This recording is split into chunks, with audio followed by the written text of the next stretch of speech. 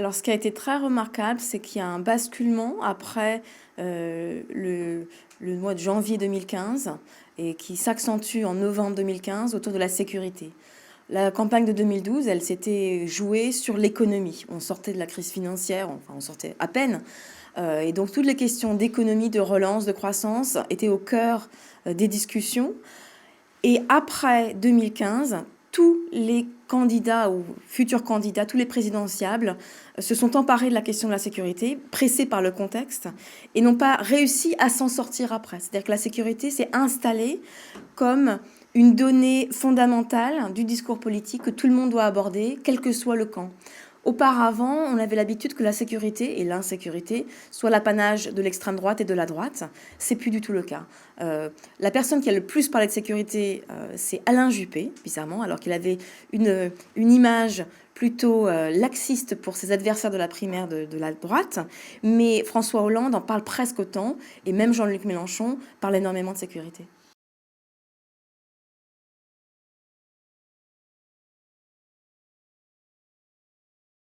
Alors oui et non. En fait, le clivage droite-gauche continue de structurer très fortement la parole politique. Et c'est là que l'analyse de grand corpus permet vraiment de balayer les petits mots de surface qui ne sont pas vraiment structurants.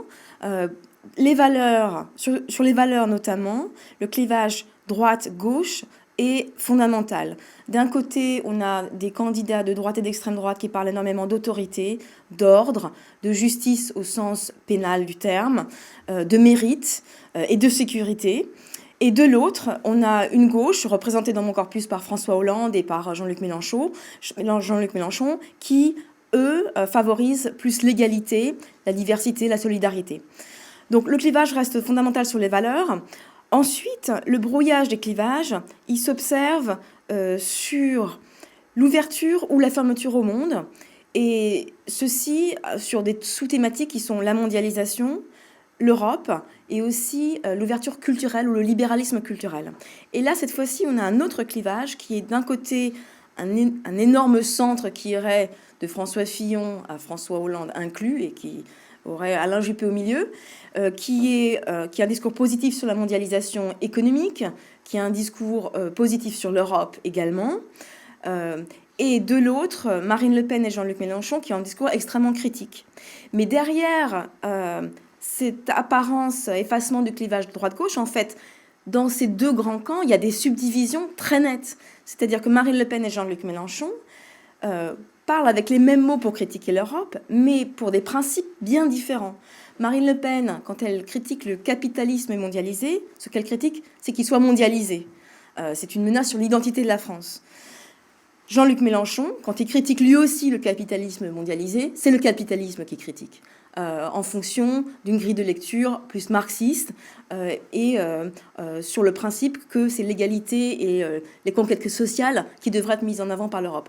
Donc, en apparence, Jean-Luc Mélenchon et Marine Le Pen, sur certains problèmes comme l'Europe, la mondialisation, parlent dans les mêmes termes, mais pour des raisons et des principes politiques totalement opposés.